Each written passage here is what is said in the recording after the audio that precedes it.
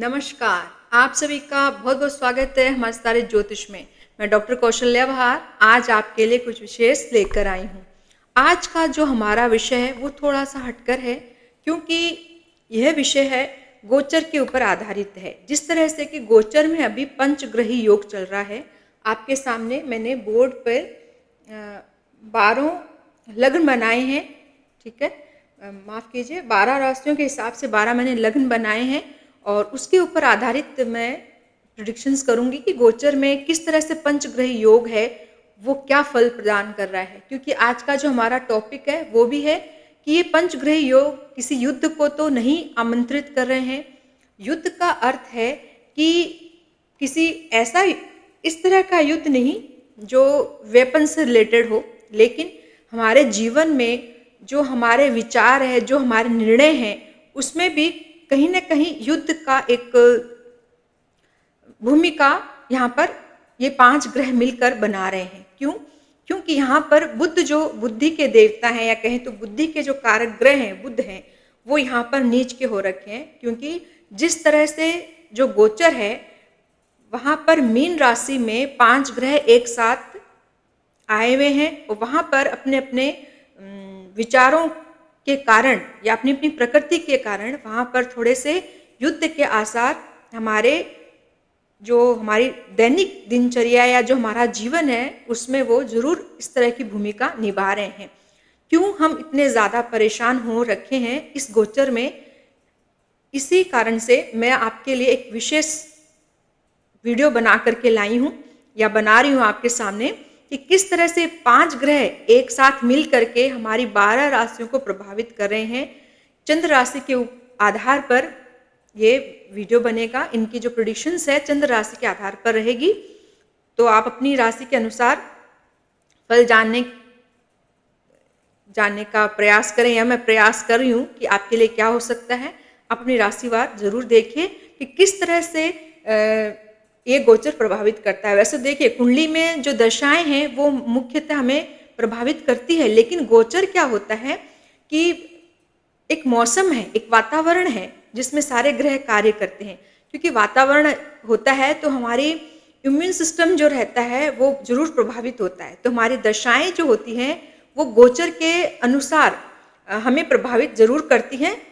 100% यदि प्रभावित नहीं भी करें, कुछ इम्पैक्ट ऐसा नहीं भी डालें, किंतु 25 से 30%, कहीं कहीं 50% भी डालते हैं। क्योंकि आपकी कुंडली में ग्रहों की स्थिति कैसी थी? कुंडली में बुध नीच के हैं और वर्तमान में बुध भी नीच के ही चल रहे हैं। 7 मई के बाद में वो अपनी राशि परिवर्तन करेंगे और मेष राशि में आएंगे, और 14 अप्रैल के बाद में सूर्य भी जो है वो मेष राशि में आ जाएंगे।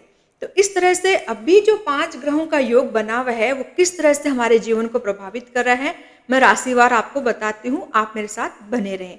यदि आपको मेरा वीडियो अच्छा लगे तो आप इसे लाइक कीजिए, शेयर कीजिए, कमेंट्स कीजिए, और यदि नए हैं तो आप मेरे चैनल को सब्सक्राइब जरूर कीजिए, बेल आइकन को प्रेस जरूर करें। चलिए शुरू करते हैं सबसे पहले मेष राशि से। ठीक है, कि मेष राशि में 5 ग्रहों का योग कहाँ बना हुआ है? मेष राशि में मीन, क्योंकि ये इन ग्रहों का जो योग है वो मीन राशि में बना हुआ है।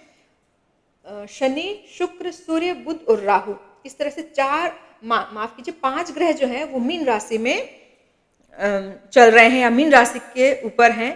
क्योंकि देखिए, उदाहरण देती हूँ कि यदि एक रूम है या उस रूम के अंदर एक चेयर है, यदि वहां पर एक व्यक्ति रहे तो बहुत शानदार है, वो आराम से बैठ सकता है। 2 भी हुए तो 50-50 टाइम्स या आधा आधा करके वो बैठ सकते हैं। लेकिन यदि एक चेयर के 5 दावेदार आ जाएं या एक कमरे के 5 दावेदार आ जाएं तो वहां पर थोड़ा सा डिस्प्यूट जरूर होता है। ऐसे ही अभी हमारी जो करंट लाइफ है व्यक्तियों की, या जो भी जिस तरह से लाइफ अभी चल रही है, वहां पर कहीं ना कहीं विचारों का डिस्प्यूट, विचारों का एक जो द्वंद्व है वो जरूर चल रहा है। बिल्कुल, क्योंकि बुध यहाँ पर नीच के होकर के बैठे हैं, मीन राशि में बुध बैठे हैं, तो बुध बहुत अच्छा फल मीन में नहीं देते हैं। क्योंकि नैसर्गिक रूप से बुध जो है कुंडली के 12वें भाव में आ जाते हैं। यहाँ पर मेष राशि की ही गोचर मैं आपको बता रही हूँ कि बुध यहाँ पर 12वें भाव में आ गए हैं, शुक्र 12वें भाव में आ गए हैं, सूर्य 12वें घर में, बुध, राहु, ये 5 ग्रह 12वें भाव में आ गए हैं। जहाँ पर सबसे पहले बुध का देखते हैं कि बुध यहाँ पर पराक्रम और छठे भाव के स्वामी होते हैं। पराक्रम में यदि बुध 12वें घर में आ गया है तो यहाँ पर भाई बहनों के साथ आपका बहुत अच्छा सामंजस्य नहीं रहेगा। और विदेशी, हाँ, विदेश में आप जा सकते हैं लेकिन वहाँ पर आपको सेटल होने में थोड़ी सी प्रॉब्लम जरूर देखने को मिलती है। शुक्र यहाँ पर उच्च के जरूर होते हैं तो आपके सुख संपत्ति आदि का आपको बहुत अच्छा लाभ मिल रहा है, लेकिन कहीं ना कहीं वहां पर भी कुछ विघ्न आदि आए हुए हैं, क्योंकि आपके सुख संपन्नता में वृद्धि हो रही है लेकिन वैवाहिक संबंध जो है वो कहीं ना कहीं थोड़े से खटास भरे यहाँ पर हो सकते हैं मेष राशि के जातकों के लिए। तो इस तरह से बुध का और शुक्र का मैंने प्रभाव बताया आपको। सूर्य जहाँ पर, सूर्य भी पंचम भाव के स्वामी होते हैं, वो 12वें घर में विराजमान है राहु के साथ में, तो एक तरह से ग्रहण दोष यहाँ पर लग जाता है।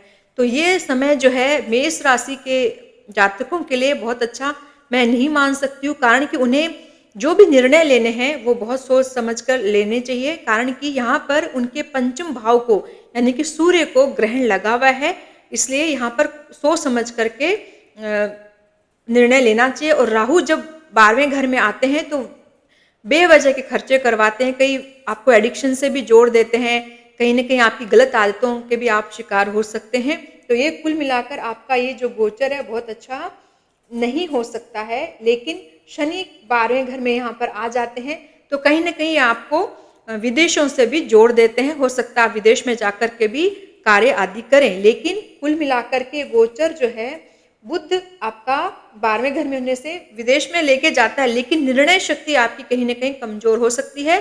तो निर्णय लेते समय आप जरूर इस चीज का ध्यान रखें कि थोड़ा हम सब्र करें, थोड़ा धैर्य करें, उसके पश्चात सोच विचार करके ही हम निर्णय लें, क्योंकि 5 ग्रह जब इकट्ठे आते हैं कहीं पे तो बहुत कभी कभी सकारात्मक प्रभाव भी इनका देखने को मिलता है, लेकिन अधिकतर नकारात्मक प्रभाव देखने को मिलता है, क्योंकि शुक्र तो उच्च है लेकिन यहाँ पर बुध नीच के हो जाते हैं। हम वैभव संपन्नता को भोग रहे हैं लेकिन किस कंडीशन में भोग रहे हैं, कहीं ना कहीं हम गलत कार्य करके तो उस चीज को अचीव नहीं कर रहे हैं। इस चीज का जरूर मेष राशि के जातकों को ध्यान रखना चाहिए। दूसरा है, अब पता करते हैं कि वृषभ के लिए कैसा है ये गोचर जो अभी चल रहा है। ठीक है, वृषभ के लिए 11वें घर में ये गोचर चल रहा है। मीन 11वें घर में आएगी, वृषभ राशि से गिनेंगे तो यहाँ पर सूर्य जो होते हैं वो आपके चतुर्थ भाव के स्वामी होते हैं, जो एक अच्छा संकेत देते हैं कि चौथे घर आपकी सुख संपन्नता का है, आपकी एक जो स्थायी तौर पर जो आपकी संपत्ति रहती है, आपका व्यवस्था है, वो सारी 11वें घर में, यानी इससे संबंधित आपकी जो भी इच्छाएं हैं, जो आप घर लेना चाह रहे थे या जो भी संपत्ति बनाना चाह रहे थे, घर, गाड़ी, वाहन आदि, उसके लिए आप आगे बढ़ सकते हैं। ये समय आपके लिए, वृषभ राशि के जातकों के लिए ये समय ठीक है, यदि हम सूर्य को लेकर के यदि विवेचना करें तो। ठीक है, और उसके बाद में बात होती है कि शुक्र की। ठीक है, तो शुक्र आय भाव में उच्च के हैं, तो मेष राशि के जातकों के लिए शुक्र का बहुत अच्छा बल आदि इनको मिला हुआ है, क्योंकि इच्छा शक्ति जहाँ पर आपकी इच्छाएं पूर्ण होती उस भाव में जब लग्नेश उच्च के हो जाते हैं तो उनके लिए समय बहुत अच्छा है। लेकिन यदि बुध को कंसिडर करें, हम धन और पंचम को यदि देखें तो वो 11वें घर में नीच के हो रहे हैं, तो निर्णय थोड़ा सा सोच के लेना, आपको थोड़ा सा धैर्य रखिए। कोई भी कार्य करने से पहले उसकी जांच परख जरूर कीजिए। यदि आप नई संपत्ति खरीद रहे हैं तो वहां पर उसकी जांच परख अवश्य कीजिए, उसकी रजिस्ट्री आदि करवाने में आपको ध्यान अवश्य रखना चाहिए। आपका कर्मेश और भाग्येश जो है शनि, वो भी इच्छा, जो आपकी इच्छा शक्ति है इस घर में है, तो ये बहुत अच्छा संकेत है, क्योंकि मीन राशि में है। तो हो सकता है कि आपको कार्य क्षेत्र बदलने में थोड़ा सा अप डाउन्स हो, कुछ आपको कंप्रोमाइज भी करने पड़ सकते हैं, लेकिन फिर भी शनि का यहाँ 11वें घर में एक अच्छा ही रोल रहेगा।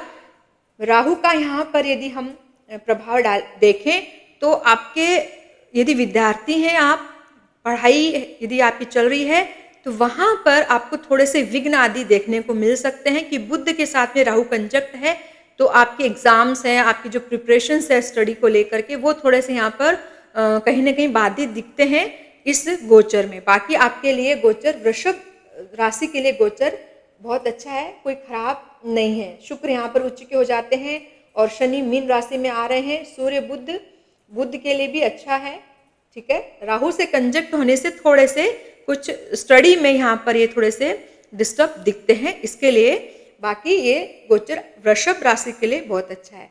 फिर है मिथुन राशि के लिए कि मिथुन राशि में गोचर किस तरह का है।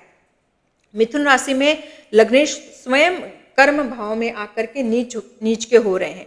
तो मिथुन राशि के जातकों के लिए एक अच्छी हिदायत है या कहें तो एक एडवाइस है कि आप अपने कार्य क्षेत्र को लेकर के, क्योंकि कर्म क्षेत्र में बुध नीच के हो रहे हैं, कार्य क्षेत्र को लेकर के किसी भी तरह का परिवर्तन बिल्कुल भी इस समय में नहीं करना चाहिए। मतलब 7 मई से पहले आपको बिल्कुल भी परिवर्तन नहीं करना चाहिए, सोच के निर्णय लेने चाहिए, क्योंकि आपके जो वर्क प्लेस है वहां पर भी कहीं ना कहीं आपके बॉस के साथ में या आपके कलीग्स के साथ में कहीं ना कहीं एक कन्फ्लिक्ट चल रहा है। आपके माइंड में बहुत सारे थॉट्स आ रहे हैं कि मैं काम बदल लूं, मैं जॉब बदल लूं, मैं नया व्यवसाय डाल लूं, लेकिन अभी आपको सोच करके निर्णय लेने हैं, क्योंकि कर्म क्षेत्र में जब लग्नेश नीच के होते हैं तो कार्य भी उनके अच्छे नहीं होते, उनके निर्णय भी बहुत अच्छे नहीं होते, क्योंकि मीन राशि में है। मीन अर्थात पानी का एक तरल है, मतलब मछली है, वो बहुत जल्दी परिवर्तित होता है, क्योंकि मीन जल तत्व राशि होती है, तो उनका परिवर्तन उनका एक स्वभाव होता है,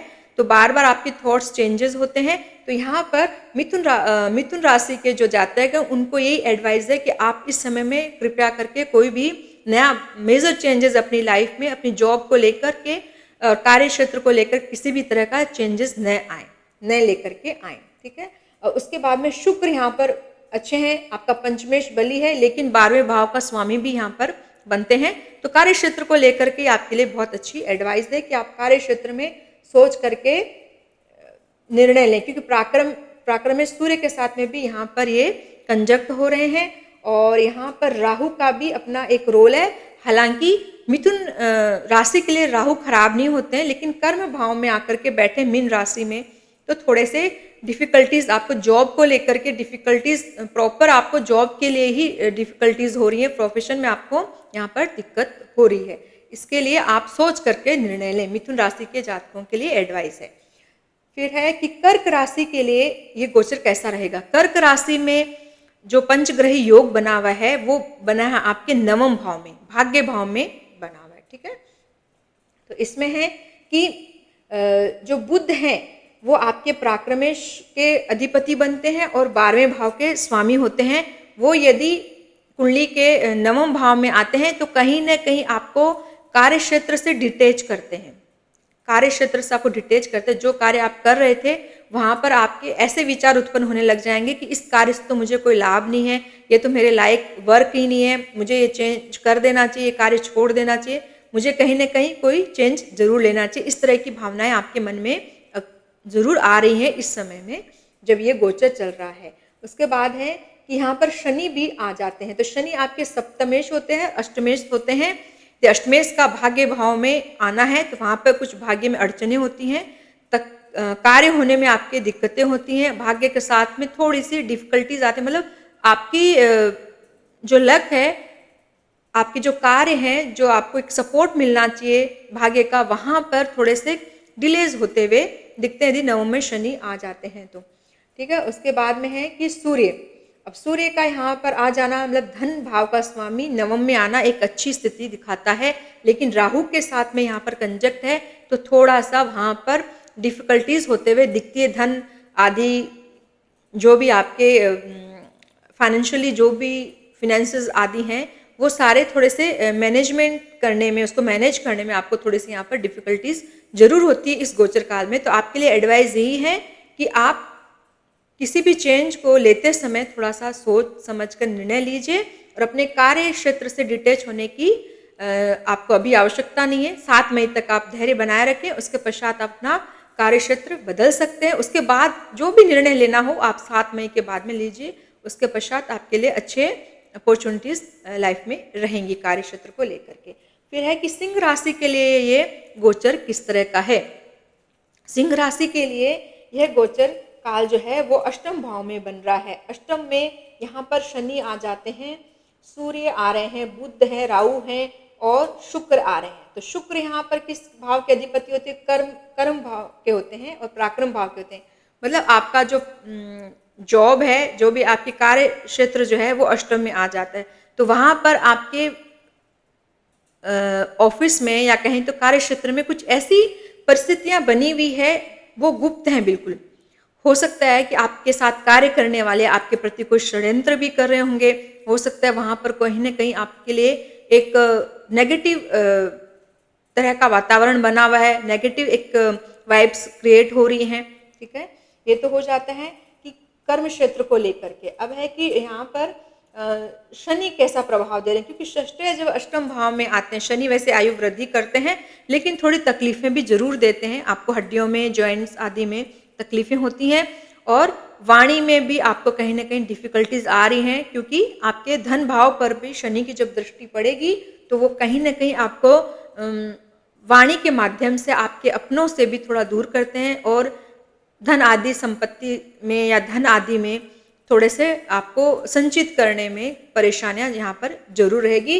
और राहु यहाँ पर बैठ करके कुछ ऐसी बीमारियों से आपको भी फेस करवाते हैं जिनका आपको कोई भी और छोर नहीं मिलता है, लेकिन बेवजह के आपके खर्चे जरूर यहाँ पर आ रहे हैं, क्योंकि बुध का यहाँ पर गोचर हो रहा है। अष्टम भाव में बुध नीच के हो रहे हैं। आयेश और धनेश जब अष्टम भाव में आएंगे तो कहीं ना कहीं आपको ऐसी परिस्थितियां करवा देते हैं कि आय कुछ हो नहीं रही है, बेवजह के मेडिकल के खर्चे लगे हुए हैं, और हमारा कार्य क्षेत्र में भी कोई अच्छी कोई विशेष बढ़ोतरी नहीं हो रही है। कहीं ना कहीं हमें वहां से भी डिटैचमेंट की भावना बनी हुई है। तो इसलिए यहाँ पर आपको एडवाइस यही है कि आप जहां पर भी कार्य कर रहे हैं वहां पर आप बने रहें, अपने कार्य क्षेत्र को लेकर के परिवर्तन बिल्कुल भी न करें 7 मई तक। उसके पश्चात आप अपने कार्य क्षेत्र के से संबंधित जो भी निर्णय है आप ले सकते हैं। आप अपने स्वास्थ्य का जरूर ख्याल रखें। आप अपने आप को हेल्थ पॉइंट ऑफ व्यू से बहुत अच्छे से टेक केयर करने की आवश्यकता है। अपनी आंखों का भी ध्यान रखें, आंखों संबंधित भी कष्ट आपको यहाँ पर हो सकते हैं।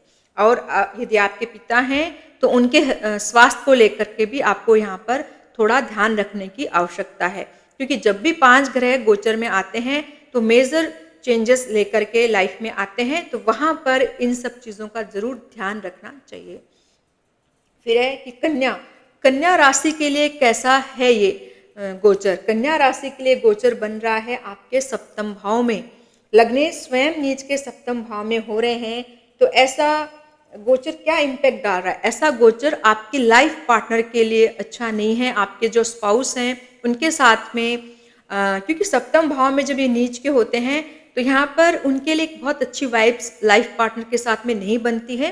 लाइफ पार्टनर के लिए वो स्वयं भी अच्छे साबित नहीं होते हैं, क्योंकि यहाँ पर वो उन्हें समझने में दिक्कत हो रही है। क्योंकि राहु से जब बुध राहु से कंजक्ट यहाँ पर हो रहा है तो कहीं ना कहीं उनके साथ आप डिफरेंस क्रिएट कर रहे हैं, कहीं ना कहीं विचारों में मतभेद आ रहा है, और एक द्वंद्व योग यहाँ पर बन रहा है। मतलब युद्ध, जो मैंने कहा कि युद्ध योग है, युद्ध का मतलब क्या होता है, वेपन्स नहीं होते हैं, लेकिन वाणी से भी युद्ध होता है, आपके विचारों के साथ में भी आपका एक द्वंद्व चलता है, संघर्ष चलता है। तो सप्तम भाव में एक संघर्ष की स्थिति है, क्योंकि यहाँ पर देखिए सूर्य है, शनि है, बुध है जो स्वयं नीच के होकर के बैठे हैं, शुक्र यहाँ पर उच्च के हैं। ठीक है, क्योंकि कन्या राशि में शुक्र यहाँ पर दूसरे भाव के स्वामी होते, नवम के होते, वो जरूर उच्च के होकर के बैठे हैं। शुक्र यहाँ पर नैसर्गिक रूप से भी उनको बल मिलता है, 7वें घर में उच्च के होकर के बैठे धन भाव के स्वामी नवम के, लेकिन जो स्वयं लग्नेश है वो सप्तम भाव में पार्टनरशिप का हाउस भी है। ये आपकी साझेदारी को दिखाता है, चाहे वो आपके प्रोफेशन में हो, चाहे आपके मैरिड लाइफ में भी हो, किसी भी तरह की साझेदारी होती, वहां पर थोड़े से कन्फ्लिक्ट यहाँ पर बने हुए। अन्यथा शुक्र को देखते हुए जो गोचर है वो बहुत अच्छा है, लेकिन बुध को और सूर्य को देखते हुए गोचर अच्छा नहीं, क्योंकि यहाँ सूर्य 12वें भाव के स्वामी बनते हैं, वो मैरिड लाइफ को हिट करते हैं। और अभी आपको नए कोई भी अनुबंध जो है उनके ऊपर साइन नहीं करना चाहिए, नई कोई विवाह से संबंधित कोई बात नहीं करनी चाहिए। जो नव युवती युवक हैं उन्हें विवाह संबंधित बात भी इस समय नहीं करनी है, 7 मई के बाद आप करें, आपके लिए अच्छा रहेगा। और जो मैरिड है उनको अपनी मैरिड लाइफ को बहुत टेक केयर करने की यहाँ पर आवश्यकता है। उसके बाद है कि तुला राशि के लिए गोचर कैसा रहेगा। तुला राशि के लिए जो गोचर काल है वो 6ठे भाव में बनने जा रहा है। तुला राशि में स्वयं लग्नेश उच्च के हो रहे हैं यहाँ पर, और अष्टमेश भी यहाँ पर उच्च के बन रहे हैं, क्योंकि 2 भाव के अधिपति रहते हैं शुक्र। तो यहाँ पर अष्टम 6ठे घर में उच्च का होकर के बैठना कोई बहुत अच्छी बात नहीं होती है। यहाँ पर आपके जो पुराने प्रेम संबंध है वो थोड़े से खट्टास भरे हो जाएंगे, क्योंकि शुक्र जब छठे में आएगा तो बहुत अच्छा प्रभाव शुक्र नहीं देते हैं, क्योंकि लग्न जब छठे में आएंगे तो उनको चोट चपेट ऋण आदि से उनको सामना करना पड़ता है। कहीं ना कहीं स्ट्रगल उनकी लाइफ में बढ़ जाती है, बीमारियों को लेकर के। आई साइट्स हैं आपकी जो हैं उनको भी टेक केयर करने की आवश्यकता है। कोई गंभीर बीमारी आपको नहीं होनी चाहिए, जोड़ों में कोई तरह का दर्द नहीं होना चाहिए, जोड़ों में कहीं जैसे कि पानी भर जाता है, इस तरह की बीमारियां भी होती, ऐसी कोई बीमारी नहीं होनी चाहिए, क्योंकि सूर्य शनि जब छठे घर में बैठते हैं तो व्यक्ति को गठिया जैसा रोग भी दे देते हैं। तो इससे संबंधित आपको ध्यान रखना चाहिए। और छठे घर का राहु बहुत ज़्यादा अच्छा नहीं माना जाता है। मैं अच्छा नहीं मानती यदि छठे घर में राहु होते हैं। वैसे तो नैसर्गिक रूप से छठे घर के राहु जो होते हैं कन्या राशि के होते हैं, स्वराशि के होते हैं, लेकिन फिर भी यहाँ पर राहु आपको कहीं ना कहीं कोर्ट लिटिगेशन आदि से आपको जोड़ते हैं। तो इन सब चीज़ों का आपका टेक केयर करने की ज़्यादा ज़रूरत है। और यहाँ पर भाग्य भाव के स्वामी जो होते हैं वो भाग्य भाव के स्वामी 12वें भाव के स्वामी जो होते हैं वो छठे घर में नीच के हो जाते हैं। तो अभी भाग्य का साथ आपको 7 मई के बाद में आपको भाग्य का साथ मिलेगा। उससे पहले थोड़े से आपको यहाँ पर ये वीक दिखता है, ये थोड़ा सा कमजोर यहाँ पर आपको बना देते हैं जब बुध छठे घर में आकर के बैठे हैं। ठीक है, अब बात है कि वृश्चिक राशि के लिए किस तरह से रहेगा ये गोचर का काल। ठीक है, वृश्चिक राशि के लिए गोचर जो है वो पंचम भाव में बन रहा है और मीन राशि में बना है। तो यहाँ पर देखिए बुध जो बनते हैं वो सबसे पहले अष्टमेश और 11वें भाव के स्वामी होते हैं। तो इच्छा पूर्ति में कहीं ना कहीं आपको जो इच्छा शक्ति है, जो आपकी विल्स, जो भी आपकी इच्छाएं हैं, जो भी आपने प्राप्त करने की इच्छाएं जो है कि मुझे ये चाहिए वो चाहिए, उसमें थोड़े से आपको स्ट्रगल्स करने पड़ेंगे। शुक्र जो होते हैं वो यहाँ पर उच्च के हो जाते हैं। शुक्र आपके 12वें भाव के अधिपति होते हैं, सप्तमेश होते हैं। तो हो सकता है प्रणय संबंध जो है आपके प्रेम लव लाइफ जो रहेगी वो आपकी ठीक ठाक रहेगी, लेकिन फिर भी शुक्र माफ कीजिए बुध के साथ में कंजक्ट है तो निर्णय लेने में थोड़े से आपको तकलीफ आएगी। बाकी आप प्रेम संबंधों को लेकर के ठीक समय है, आपका किसी से लव अफेक्शन आगे भी बढ़ सकता है, लेकिन राहु के साथ में होने से थोड़े से आपको ध्यान रखने की आवश्यकता है। वहाँ पर आपको थोड़ा सा नम्र होने की आवश्यकता है, क्योंकि सूर्य यहाँ पर बैठे हैं तो थोड़ा सा आपको आवश्यकता है ध्यान रखने की। जो आपके रिलेशंस हैं उनको वहाँ पर आपको थोड़ा सा टेक केयर करने की आवश्यकता है, उनमें किसी भी तरह का खट्टास यहाँ पर नहीं आना चाहिए। और शनि जो है वो तीसरे और चौथे भाव के यहाँ पर स्वामी बनते हैं, जो कि पंचम भाव में बैठे हैं। तो शनि का पंचम भाव में बैठना थोड़ा सा आपको अलग तरह की सोच का व्यक्ति बना देता है कुछ समय के लिए, जब तक गोचर में है। वैसे भी शनि तो 2.5 वर्ष तक एक राशि में रहते हैं, तो थोड़ा सा दिक्कत यहाँ पर ये वृश्चिक राशि वालों के लिए शनि दे रहे हैं, तो आप इस चीज़ का ध्यान जरूर रखिए। ठीक है, बात करते हैं कि धनु राशि के लिए ऐसा गोचर पंचग्रह योग किस तरह का प्रभाव दे रहा है। किसी तरह का युद्ध योग तो नहीं बना रहा है, किसी तरह का द्वंद्व योग तो नहीं बना रहा है। चौथे घर में ये होते हैं, यदि धनु राशि की बात करें तो चौथे घर में बुध नीच के हो गए। बुध यहाँ पर सप्तमेश और आपके कर्मेश बनते हैं। जो बिजनेसमैन है, जिन्होंने व्यवसाय कर रहे हैं, जो कार्य कर रहे हैं, ऑफिस का काम है, जॉब है, जो भी आपके कार्य हैं, वो यदि यहाँ पर आकर के नीच के होते हैं तो थोड़े से दिक्कत देते हैं। आपको नए किसी भी तरह के कार्य नहीं करने हैं अभी कुछ समय के लिए, जब तक बुध का गोचर परिवर्तन नहीं हो जाता है। उस समय आपको थोड़े से अवेयरनेस रखनी है। कार्य क्षेत्र में आपके जो भी निर्णय हैं, जो भी कार्य नए शुरू करने वाले हैं, वो कुछ समय पश्चात करें। 7 मई के बाद में कार्य क्षेत्र में यहाँ पर बहुत अच्छे आपको रिजल्ट्स नहीं देखने को मिल रहे हैं। ठीक है, यहाँ पर शुक्र जो है वो उच्च के होकर के बैठे हैं। शुक्र आय को दिखाते हैं, उच्च के होकर के बैठे हैं, लेकिन धनु राशि के लिए शुक्र जो है छठे घर के स्वामी भी बनते हैं। तो वो चौथे घर में जब आकर के बैठे हैं तो आपकी मदर के साथ में और आपकी वाइफ के साथ में कहें तो आपकी गृहस्थी का जो माहौल है, जो वाइब्स है, आपके फैमिली की जो वाइब्स है, वो थोड़ी सी डिस्टर्ब होते हुए यहाँ दिखती है। और भाग्य भाव के स्वामी यहाँ पर बैठे मीन राशि में बहुत अच्छे हैं, लेकिन राहु के साथ में है तो थोड़े से भाग्य से भी आपको कमजोर बनाते हैं। शनि का यहाँ पर बैठना ठीक है, और लेकिन सूर्य को राहु जो है ग्रहण लगा करके बैठे हैं, वो थोड़े से दिक्कत आपको देते हैं। तो आपको ज़रूरत है अपने घर की जो वाइब्स है उनको बहुत अच्छा रखें। जो आपके घर का जो माहौल है, जो जिस तरह से आप बातचीत करते हैं, उनमें थोड़ी नम्रता आवश्यक है। वहाँ पर थोड़ी-सी बुद्धि का इस्तेमाल करके कार्य करने की आवश्यकता है या लोगों से बातचीत करने की आवश्यकता है और अपने कार्य क्षेत्र को भी थोड़ा-सा संभाल करके चलें। वहाँ पर निर्णय आपके सही होने चाहिए, क्योंकि जब भी सूर्य शनि जिस भाव में भी आते हैं, वहाँ पर एक थोड़ा-सा तालमेल को बिगाड़ देते हैं और नीच के बुध बैठे हैं, तो वहाँ पर थोड़े से बातचीत करने के को लेकर के हम कहीं न कहीं कॉन्फ्लिक्ट में आ जाते हैं, कहीं न कहीं कोई न कोई डिस्प्यूट क्रिएट हम कर लेते हैं। ये है धनु राशि के लिए। मकर राशि के लिए ये जो गोचर बन रहा है वो तीसरे घर में बन रहा है, पराक्रम भाव में, भाई बहनों के घर में। आपकी जो कार्य करने की जो क्षमता है, पुरुषार्थ है, विदेश भ्रमण की जो छोटी-छोटी यात्राएं हैं आदि होती हैं, वहाँ पर भी ये योग बन रहा है। तो मकर राशि के लिए जो बुध जो होते हैं वो छठे भाव के स्वामी होते हैं और भाग्य भाव के स्वामी होते हैं, लेकिन तीसरे घर में ये नीच के होकर के बैठे हैं। यहाँ पर वैसे बुध जो है अपने घर को ही देखेंगे तो इतना बुरा प्रभाव यहाँ पर मकर राशि के लिए नहीं डालेंगे, लेकिन फिर भी पराक्रम भाव में नीच के होकर के बैठे हैं तो कार्य को लेकर के कहीं ना कहीं थोड़ी थोड़ी डिफिकल्टीज आती हैं। भाई बहनों के साथ में आपका जो संवाद है, जो कोऑर्डिनेशन है उनके साथ में, जो आपका नेटवर्क है वो कहीं ना कहीं थोड़ा सा वीक होते हुए दिखता है।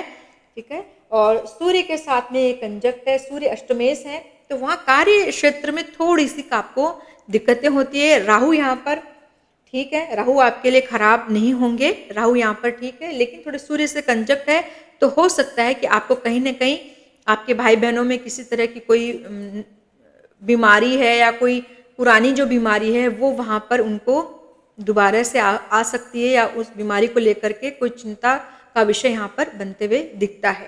ठीक है, और उसके बाद में शनि का जो है प्रभाव, लग्नेश स्वयं शनि होते हैं, वो सूर्य के साथ में आ गए तो आप अपने कुटुंब का, आप अपने स्वयं का ध्यान रखना आवश्यक होता है, क्योंकि अष्टमेश से जब युति बनती है तो कहीं ना कहीं बीमारियों से पाला पड़ता है और कहीं ना कहीं दिक्कतें लाइफ में जरूर आती है। बाकी यहाँ पर बुध का जो प्रभाव है गोचर में वो एवरेज है, मतलब बहुत ज़्यादा बुरा नहीं है, क्योंकि बुध नीच के होकर के भी अपने घर को देख रहे हैं तो कहीं ना कहीं भाग्य का सपोर्ट यहाँ पर आपको जरूर मिलता है। ठीक है, बात है कुंभ राशि की। कुंभ राशि के लिए गोचर कहाँ बनने जा रहा है, कहाँ बना हुआ है?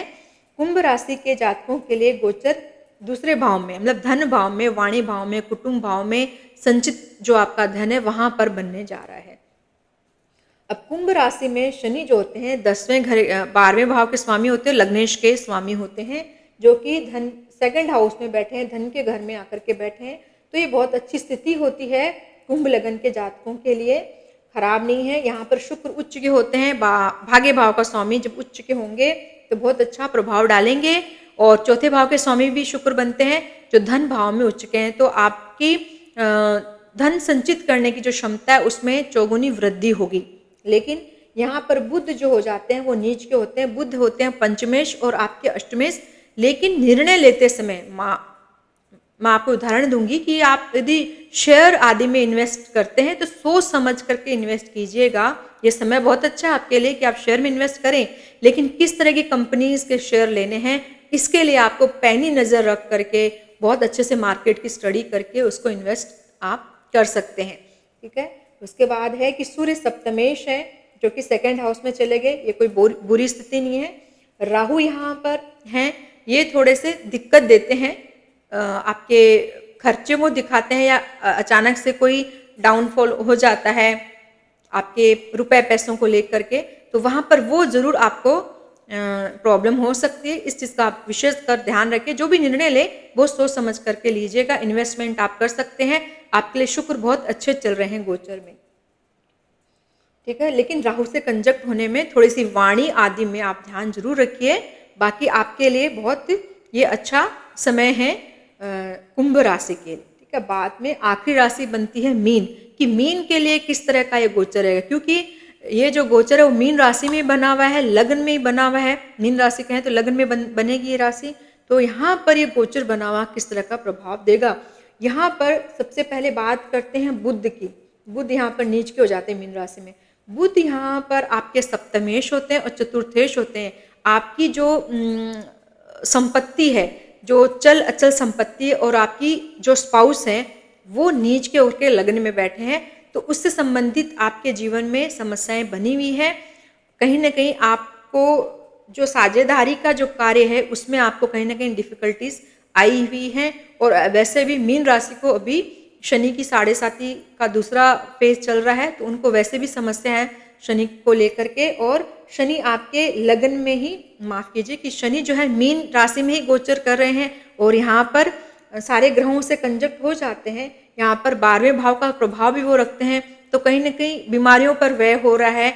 आपकी इच्छाएं जो हैं वो तो पूर्ण हो रही है, लेकिन बीमारियों के ऊपर भी कहीं ना कहीं व्यय हो रहा है, क्योंकि 12वें भाव का स्वामी जो है वो बीमारियों के ऊपर जो खर्चा होता है उसको भी दिखाते हैं। और वो लगन में आकर के बैठ गए, स्वयं मीन राशि में बैठ गए हैं, तो उस तरह का प्रभाव यहाँ पर देखने को मिल रहा है। बात करें सूर्य की, तो सूर्य आपके छठे भाव के स्वामी होते हैं। छठे भाव के स्वामी जब लग्न में आएंगे तो कहीं ना कहीं बीमार आपको करते हैं, कहीं ना कहीं तकलीफें देते हैं, लेकिन मीन के लिए वो इतने बुरे नहीं होते हैं, लेकिन फिर भी छठे भाव का प्रभाव तो वो जरूर देंगे। तो यहाँ पर कुल मिलाकर के मीन के लिए यह है कि आपको हेल्थ इश्यूज नहीं रहने चाहिए।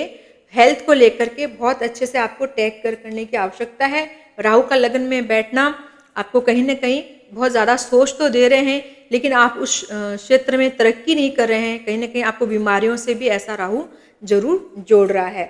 शुक्र का यहाँ पर उच्च का होना, अष्टमेश बन जाते हैं शुक्र और तीसरे भाव के स्वामी भी हो जाते हैं, तो किसी तरह से शुक्र जो है मीन के लिए बहुत अच्छे नहीं माने जाते हैं, तकलीफें देते हैं। कुल मिलाकर के मीन के लिए थोड़ा सा ये बीमारियों का एक पीरियड है कि जहाँ पर बीमारियां आती है, शारीरिक कष्ट यहाँ पर मीन राशि को देखने को मिल रहा है। तो 7 मई के बाद में जब बुध अपनी राशि परिवर्तित करेंगे तो यहाँ पर अच्छा देखने को मिलेगा, और 14 अप्रैल को जब सूर्य अपनी राशि परिवर्तन करेंगे तभी भी अच्छा समय देखने को मिलेगा। तो आशा करती हूँ कि आज का मैंने जो पंचग्रही योग से संबंधित ये जो वीडियो बनाया है, क्या यह योग किसी तरह का द्वंद्व हमारे जीवन में क्रिएट कर रहा है, निर्णय लेने में कहीं हम असमर्थ हो रहे हैं, कहीं हमारे घर की जो एक माहौल है उसमें कहीं बिगाड़ हो रहा है, या हमारा जो वर्क प्लेस है, ऑफिस है, हमारा व्यवसाय है, वहाँ पर ये दिक्कत दे रहा है। क्योंकि 5 ग्रह जब इकट्ठे आते हैं तो कहीं ना कहीं एक खींचातानी चलती है, विचारों में चलती है, आपका एक माहौल बिगड़ता है, घर का भी बिगड़ता है, ऑफिस का भी बिगड़ सकता है, या जीवन में किसी न किसी तरह की एक द्वंद्व तरह का ये क्रिएट कर देते, एक तरह की लड़ाई झगड़ा कह सकते हैं हम, कि विचारों का लड़ाई झगड़ा हो अंदर मन के अंदर में, क्योंकि मीन राशि में बन रहा है तो हमारे विचारों में एक बहुत द्वंद्व चलता है। तो इस पर मैंने ये जो वीडियो बनाया है, आशा करती हूँ कि आपको ये वीडियो बहुत अच्छा लगा होगा। यदि अच्छा लगा है तो आप इसे लाइक करें, शेयर करें, कमेंट्स करें और मेरे चैनल को सब्सक्राइब भी जरूर कीजिए। मैंने पूरा आपके गोचर का हाल बताया है कि ये पंचग्रह योग किस तरह से आपको प्रभावित कर रहे हैं। आप अपनी राशि देखिए कि आप किस राशि के हैं और किस तरह से ये आपको ये गोचर प्रभावित कर रहा है। आशा करती हूँ कि आपको ये वीडियो जरूर पसंद आया होगा। तब तक के लिए नमस्कार।